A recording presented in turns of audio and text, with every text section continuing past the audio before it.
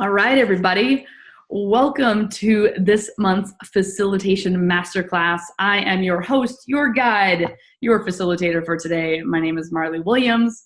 For those of you who I've not yet gotten to meet, it's always fun to see new faces on these masterclasses and familiar faces, which means hopefully you're getting stuff out of these, which is the goal and the point. And my commitment to you is that you leave here at the end of the hour saying that this was well worth my time.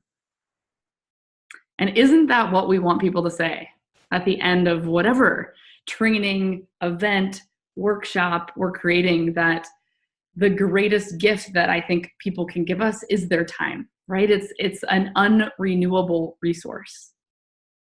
And I think about that as I'm putting together, content, curriculum, retreats, experiences.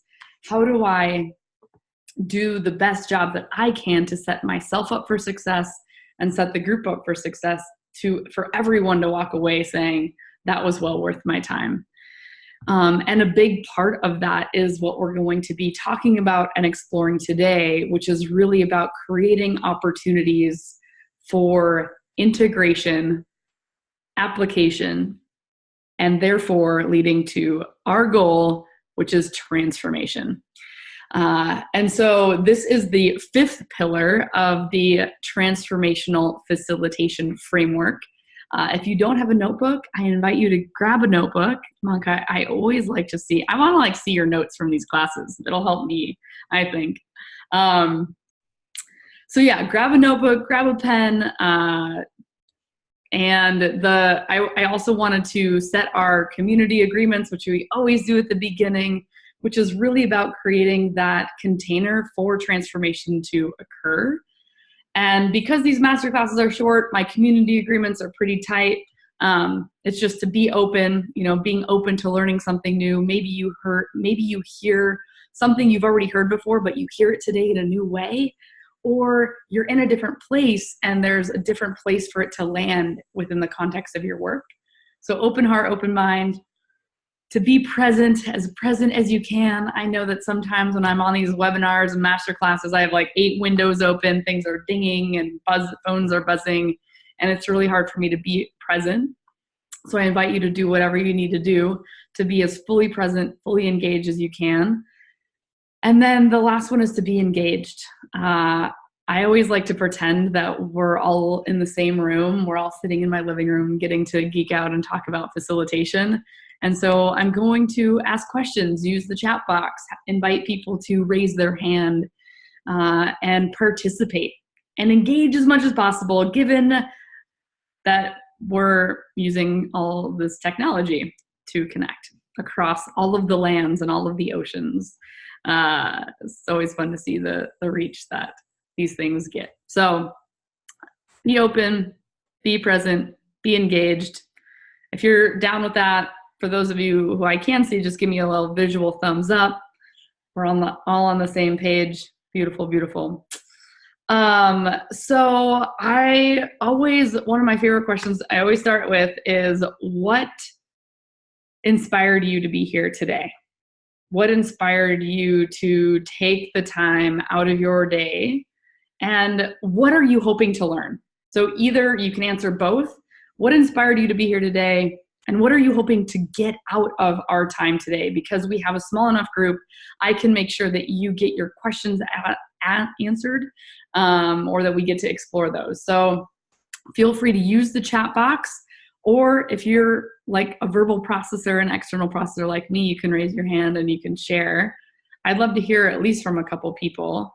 I'm going to see what I can do about get my chat box over there. So I'm going to type these in here. What inspired you to be here today? And what are you hoping to learn or get out of our class today? And the theme being creating opportunities for transformation and integration. So feel free to share, put your thoughts in there if you have any thoughts. to get some energy, some positive vibes. Yeah, heck yeah. I think that, as a facilitator myself, there's not a lot of information or resources out there that resonate with me. To be honest, they're boring AF. And I want to make learning all about facilitation fun, energizing, and exciting, and bringing my own flavor to it, my own perspective that is hopefully fun and engaging. Accumulating all the wisdom, right? So this is the fifth pillar, kind of bringing it all together, and hopefully being able to, I appreciate what you said, Monk, of putting it into action, right? Taking all of these principles, all of these practices and this theory and really integrating that, which is what today is all about, right? I think it's one thing, I think we live in a world right now that we're constantly being bombarded with information, right? And there's just so much input, and without opportunities to reflect and apply and integrate, so much of that information goes right over here. And so I think I've shared this quote before with you all, but I think it's one that's worth saying again. And for those of you who haven't been on these classes, the difference between education and transformation is application. I'll put that in the chat box just in case. The difference between education and transformation is application. What do I mean by that? I mean that, we're not going to dive deep into adult learning theory today. I'm thinking that maybe that's going to be another masterclass. But especially if you are facilitating or teaching adults, which I think most of you all are. I know that Kelly, you have a range of who you work with, but adults want to know, not just taking in information, but why does this matter? And how can I directly apply this to my own work in the world? And one thing that I used to say when I was a wilderness guide to my students, I would tell them, if what we do out here does not help make you a better human being in your day-to-day life, then I have failed you as a guide. Because it isn't just about, it's one thing to, communicate effectively in a nonviolent communication workshop. Like, you have the tools, you have the community, you have the coaches, but it's another thing to take the learning from that environment, that safe, brave space that's been created over days or a weekend or over the course of a longer term program or class that you're teaching, but then to apply and integrate, how do I talk with my partner? How do I communicate with my friends and my family? How do I really this is about how do you as a facilitator help people take what they're learning in the context of your environment, whatever you're teaching, and create opportunities and time for them to think through, process, reflect, and articulate how they're going to be different when they walk out the door. And think through, where in your life do you see yourself applying these things that you're learning? And one of the things that we were talking about at this retreat that I just led is not this is the last pillar, it's pillar number 5, but we don't have, I think that I want to give you all permission that we don't have to wait till the end of our workshops or trainings to do this. And that these are questions that are prompted throughout our experiences that lead to what I like to call inevitable transformation. Because we're not just having them do a quick go around at the end of what's your biggest takeaway? And then have them walk out the door. I think that that's great, but I'm all about up-leveling that. How it's one thing, okay, here's my takeaway, but now what am I going to do with that? How is my life going to be different now that I have that information? And that's the application part. Where do I see myself applying and integrating some of these things? So my hope today is to provide some of those powerful questions, like Kelly was just talking about, some powerful questions for you to ask throughout your experiences and events, some exercises that you can do as well, and talking about, the importance, just overall, like the importance of doing this, and invite you to talk about like, what are your challenges around facilitating transformation or facilitating this part around integration and helping people integrate that knowledge.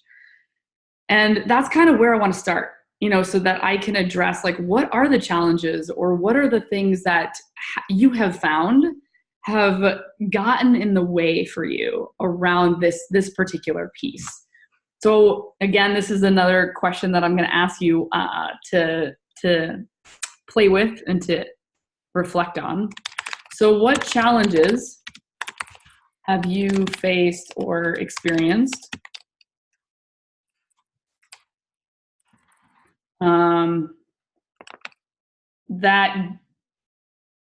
gets in the way of you facilitating transformation? And I'm like, I don't know if that's a clear question. Kelly, I'm always working on how I ask my questions, but essentially what gets in the way? Like what gets in the way for you? It maybe not even something that gets in the way, but maybe it's like what gets in the way is I don't know how to do that. What maybe gets in the way is time. So I see a lot of people trying to just like jam in as much content as possible without enough spaciousness. And I think that part of this is like, so maybe the challenge is not creating enough space within the context of your trainings, your events or workshops for this to happen, for that integration and that transformation to occur. I'm open to your other thoughts. And if you don't have any, that's okay too. I just wanted to give people a moment to reflect on like, what are my challenges around doing this? And then I'm going to, provide you with some tangible tools on how to do this. So I just talked about one in particular, and the number one, so Kelly says having a short amount of time and I want to get through so much, right? Leaves not a lot of time for reflection. So I want to provide tools that are anywhere from, 60 seconds to, 6 minutes to 16 minutes. Like they can take a range. But I think that, there's a fear that they will say nothing, worry that they won't be able to think of a takeaway. Totally. Yeah. Like, maybe I'm going to ask this question and there's no one's going to answer it. I'm like, okay, here we go. So hopefully, and as a facilitator, all of these things are tools for your toolbox. And there might be things that resonate for you, work for you. But I think that there's a lot of different ways that these things can be implemented and integrated for you within the context of your work. So I always invite people to take what resonates and leave the rest. And hopefully there's going to be something that lands for you. So number one is exactly what we were just talking about, which is spaciousness, creating space and time in your programs for the following. And I'm going to tell you, like, space is one thing, but then like, well, what do I do with that space? Depending on the size of your group. So yeah, I guess just to like let that land for a minute. Creating space and time in your program outlines, in your schedule, for the following. So, debrief time, and I'm gonna give you specific things that you can do. Depending on the size of your group, you can do the whole like everyone's. Maybe you have a small group of 10 or less, where there is time for everyone to go around.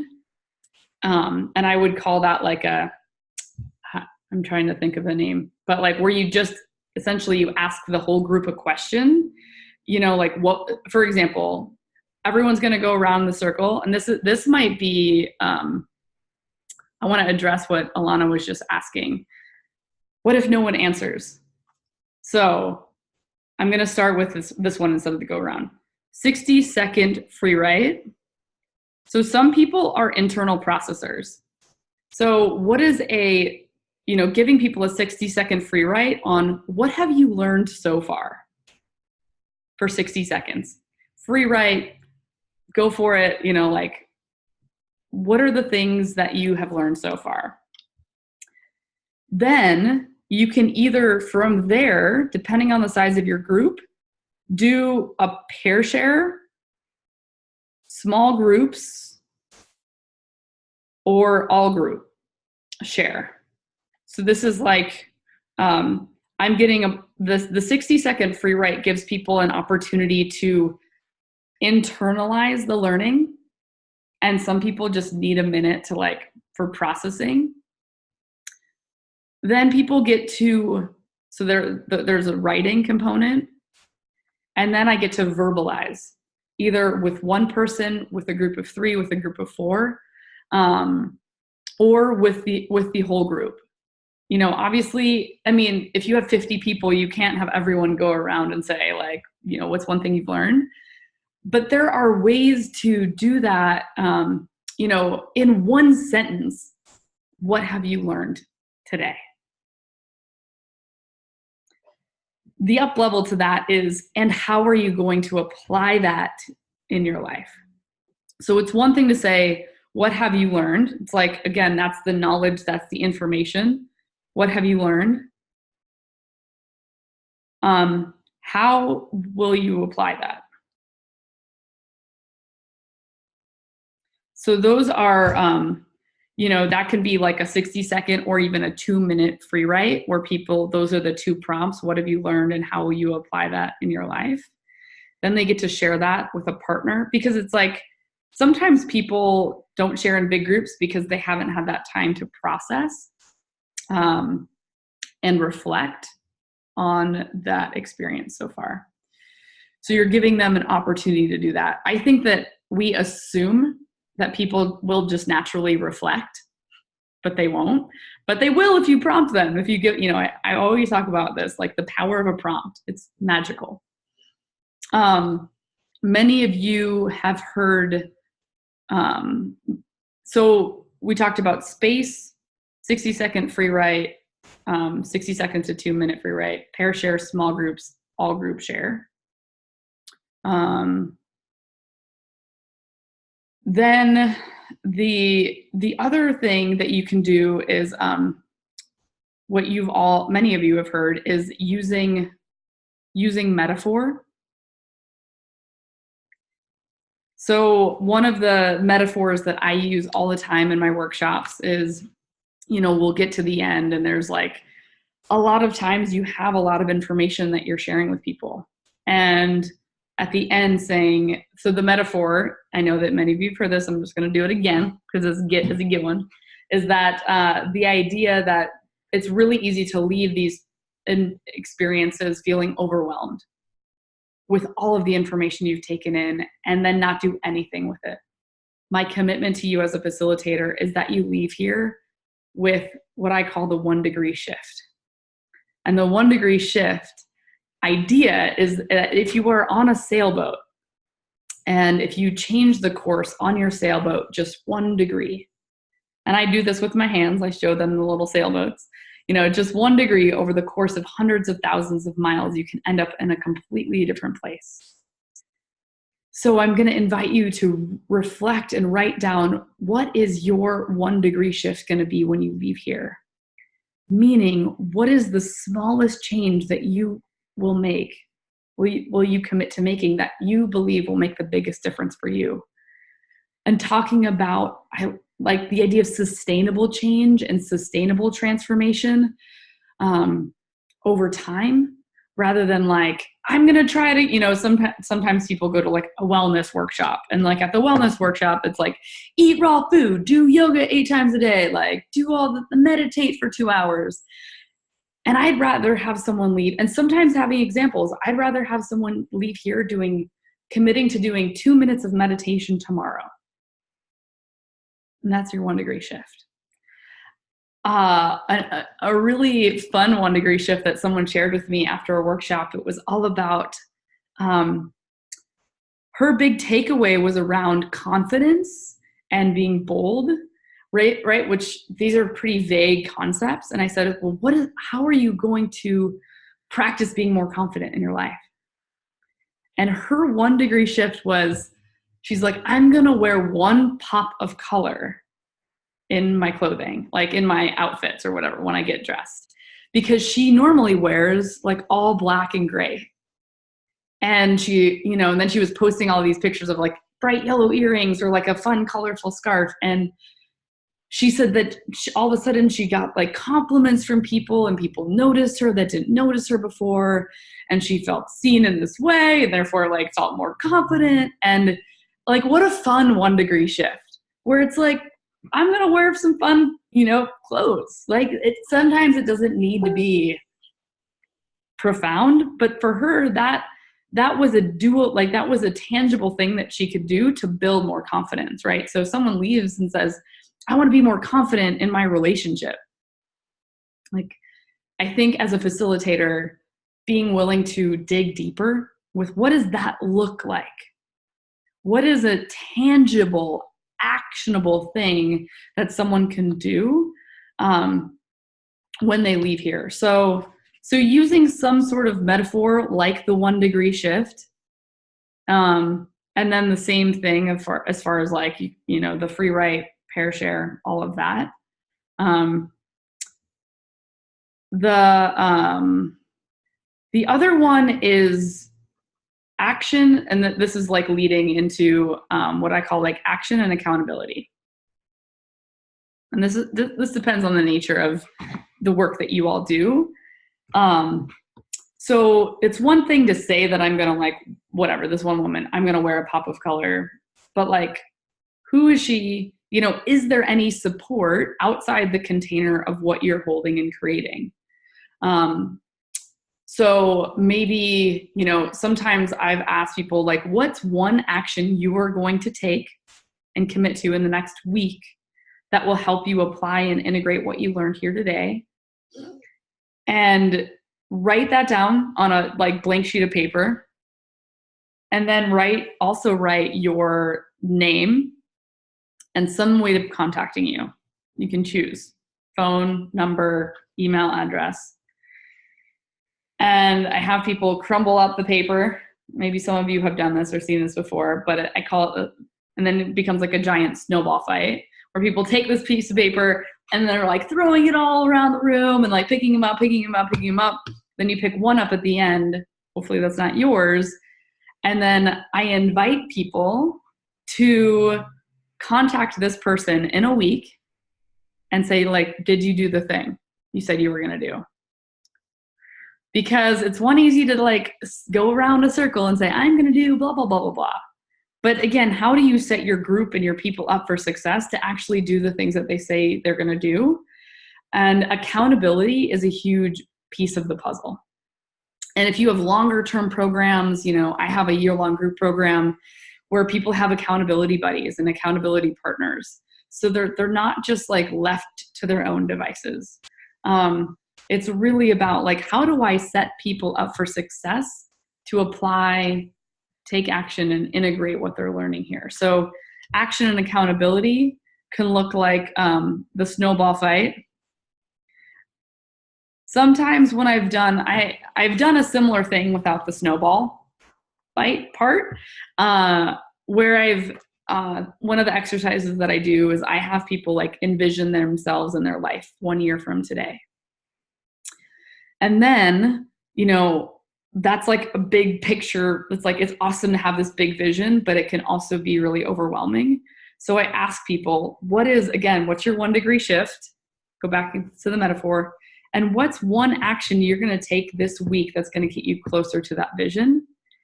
And so when they do that visioning exercise, they're doing it with a partner. And so that partner then becomes their accountability buddy for that week-long action that they're going to take. And I actually have people take out their phones and put in a reminder for 1 week exactly from today that I'm going to contact and reach out to my person from this workshop, because we get busy, we get overwhelmed, we get distracted, and actually reach out and say, did you do the thing? It's like, if we don't create, it's like helping people create time and space in the future where they're going to apply what they've learned. And that you've created within your trainings, events, workshops, classes, kind of a built-in support system to a certain extent. Other things that I've seen people do is, post-event, post-retreat, creating private membership sites, private Facebook groups where you invite people to share their learning, share their takeaways, and share their actions, like kind of share what they're up to have that public accountability and support after the experience. So I'm gonna pause. I have some other things I want to share with you all, but what's resonating with you right now, or what's helpful, what's landing for you? I'd love to hear. Again, we're halfway through. I'm doing a quick check-in and asking you to reflect on, what's landing for you, what's resonating for you, and what's so far do you think is something that you want to try and apply in your work. So I'm doing a halfway check-in, which is something that you can do in your own workshops. Yeah. So either what's landing for you, what's resonating with you, and what, if any, questions do you have so far?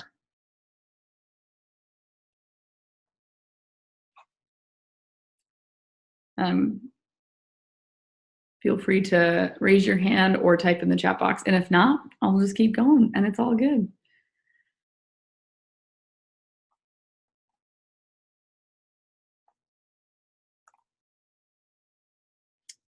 Spaciousness is really resonating, both on a personal level, making sure I take time for reflection myself and in my facilitator role, for sure. Big into asking people biggest takeaways.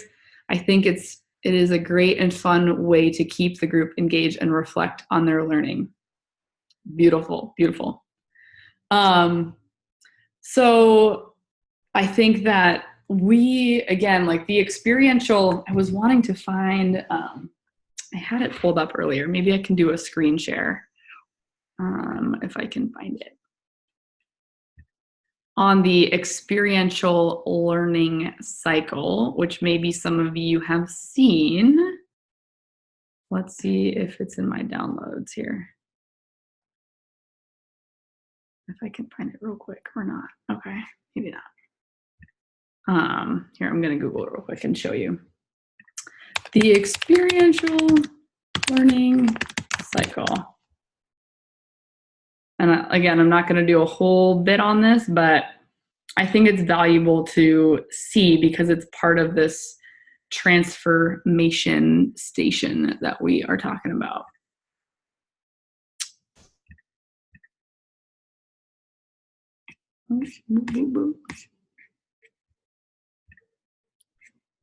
All right, there we go. This will do. All right. Where's my Zoom? Where's my Zoom? There we are. Okay, share screen. Let's see. Beautiful. So the simplest experiential learning cycle, right, is that we live in a very experience-based world. We just are, again, experiences or taking in new information. Then this is the, reflection part. So what happened? What were the results? What did we learn here? And that's like the, saying like, what was your biggest takeaway? Questions. What have you learned so far? Questions. And then, so this is just asking like, what happened? What were the results? And then this leads into, so this is reflection, and this leads into integration. So what? So what that my biggest takeaway is I want to be more confident, right? Why does being more confident in your life matter? How will what I learn today impact my life? So like, someone went on the facilitation retreat, they had this experience. There were opportunities to reflect on their own facilitation style, skills, their biggest learnings, their biggest takeaways. And then here it's looking at, Kelly said, I was like, what was your biggest takeaway? And she was talking about, I really want to be better at asking really good questions in the right order so that people get more out of the experience, so that I feel more confident, so that I have more fun. And now, next time, I'm going to have a sequence and a series of questions to ask people after the exercise or the activity so that I have more confidence, people get more out of it. And then I try that, I show up, do the activity, ask those questions, and then I reflect on how did that go? What do I want to do differently next time? And applying it. Most people are just keep doing the same thing. You all have heard that quote. The definition of insanity is like doing the same thing over and over and expecting different results. This is the world that we live in. They're like, I'm going to do it. I'm going to learn more things. I'm going to sign up for more courses. I'm going to go to more retreats. But if I don't, as a facilitator, your goal and your job is to really lead and guide people through this process such that they're leaving reflecting on how will I show up differently in my life now that I know what I know.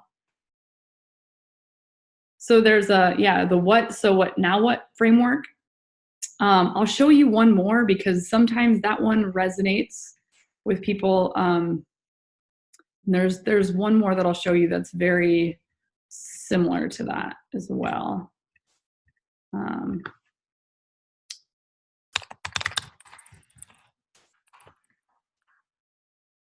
All right, images. Here we go. I like this one a lot because I like simple things that are easy to understand.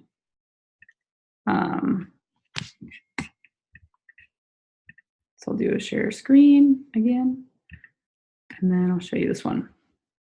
It's just another way of looking at the same thing where you lead people through an experience, you engage them in a process of reflecting on that experience.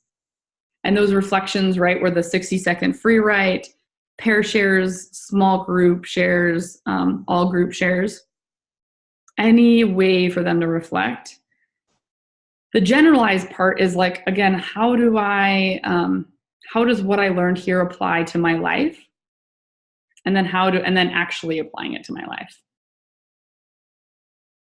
The generalized part is kind of that question of how you do anything is how you do everything. So, I went through this facilitation training, and as I'm reflecting on it, I want to be perfect in everything that I do, and I wonder where else in my life I want to be perfect, and how that's in my way, and how can I let go of. So one thing that I learned in that facilitation training is presence over perfection. So how can I be more present in my life? And what, the application part is what would be different as a result of me being more present in my life and letting go of perfection. So I just wanted to provide some context for examples, but really your goal and your role as an experiential transformational facilitator is not just to have people have more experiences, but it's really to lead people through this process so that they can be different and transform as a result. So are there any questions about the adult learning theory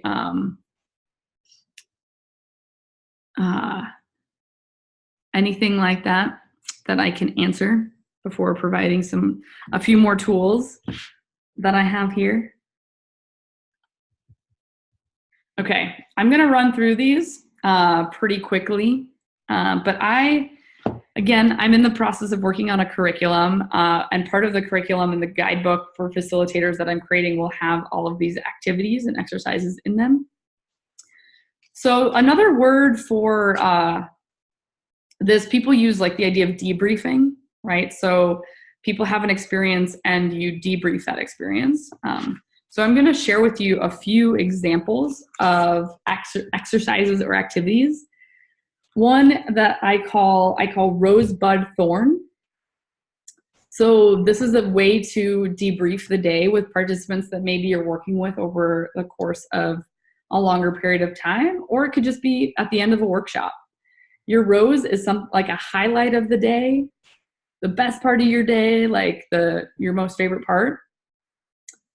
The thorn was the most challenging part of their day. And then the bud is either something that they're looking forward to and or what are you looking forward to applying in your life from here? So that's called rosebud thorn.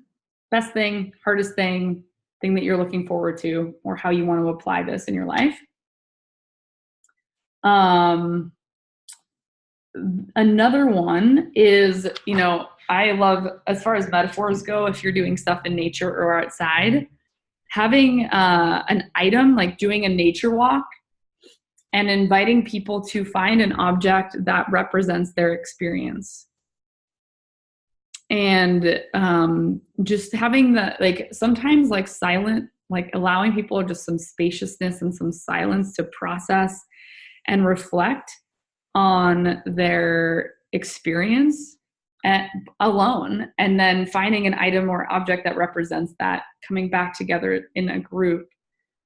This is a great thing to do at a retreat, and saying I chose this rock with all of these little zigzag lines because this rock isn't perfect and neither am I, but it's exactly what it needs to be, and I'm exactly where I need to be. And so I'm taking with me, and so they have this object that represents their experience that they get to have as a reminder of that experience when they get back into their life and into the day-to-day.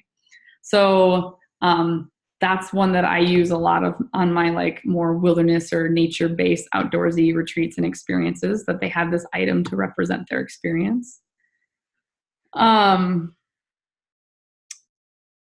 So there's this, so you can use a deck of cards. I haven't done this one that much, but it's a fun one. I call this one Play a Card. And so using a deck of cards, you deal each person 2 playing cards. And each person will choose the suit of one of the 2 cards and respond to a designated question. And you get to determine what these questions are. So for example, the heart, if they got a heart card, how do you feel about this experience would be a question. If they got a club, what is something you learned about yourself or about the group during this experience? If they got a spade, what was something that you found challenging during this experience? And the diamond could be, what was the highlight of your experience? So, you pass out the cards, and it's a little bit of a choose their own adventure, or there's people are processing their experience with these different prompts, different questions. So all you need for that is a deck of playing cards. You can do a similar thing with rolling the dice. So if you have a dice, if they get an odd number, they say their most favorite part about the experience was blank. If they get an even number, they can talk about their most challenging moment was. If they get doubles, you can, this one says, if I had to give this experience a title, I would title it blank.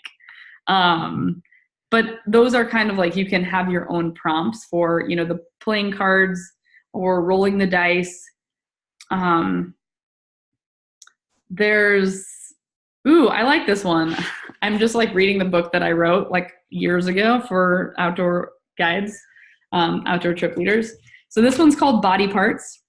This is a super fun one. Kelly, you might use this with your kiddos.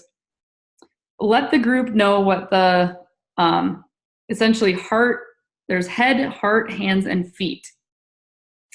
So head, share a time when you learned something, or share one thing that you learned.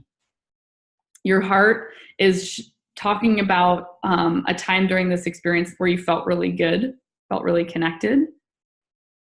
Your hands is tell us what you are going to, this one says tell us about a time when you did something new, but maybe tell us about what did you bring to this experience that made it awesome? So it's kind of like your hands, like what did you bring to this experience that you think made it awesome? And then for your feet, tell us about something that you'll walk away with from this experience. Again, so that's kind of that now what part. But getting people to engage with like their head, their heart, their hands. Maybe the hands is what's something that you want to offer this group? Maybe what are some words of wisdom? What do you want to offer? That could be a good one. So those are a few debriefing kind of tools, if you will, different things to try out. I want to check in. So I know that some folks had to peace out, and that's okay. And some people are watching this live. Some people are watching this later, but I would love to do a little quick Q&A. I'm going to show the non-video participants to see if you want me to unmute you or you want to unmute yourself. I believe there's a way to do that. Or you can just do a raise your hand thing. I think there's also a way to do that. So based on what the tools that I shared with you all today, I'm going to invite you to think about what is your 1 degree shift going to be? Maybe from, receiving all of the information from all of these master classes, or maybe it's what are you going to take away? What is the 1 degree shift you're going to take from this particular experience and training, this master class, and how are you going to apply this into the work that you do as a facilitator? So maybe it's an exercise that you're going to try. Maybe it's creating more time and space for people to reflect. So I'd love to hear from a couple people, either in the chat box, or you can unmute yourself and share what you are taking away. What's your 1 degree shift? And then we'll dive into some Q&A, see if you have any questions for me. I'll give people a second to type in their chat box while I find a quote. Quotes are also super powerful. That's another tool that you all can use. May I share? I would love for you to share. For me today, there were 2 big takeaways. The adults learning, like why does this matter and how can I apply this? And the whole cycle. So I'm gonna use this first with myself to create a workshop, and then also in the workshop to provide enough space. Yeah. So using that experiential learning cycle to think through as you're putting together your workshop. Yeah. All right, I'm going to teach, or I'm going to have them have this experience, and then I'm going to have them reflect on it, talking about how they apply that to their life and all of that. Beautiful. Yeah. All right, someone else unmuted themselves. Do you want to share a takeaway from today? Hey, Marley, it's Maggie. Maggie, what's up? You guys have been my company as I'm driving through a torrential downpour in Virginia.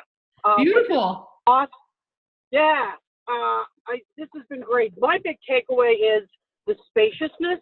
Not filling up the whole. People get real. People, we tend to get anxious about filling up our day with the thing with content. And oh my God, there can't be any dead air.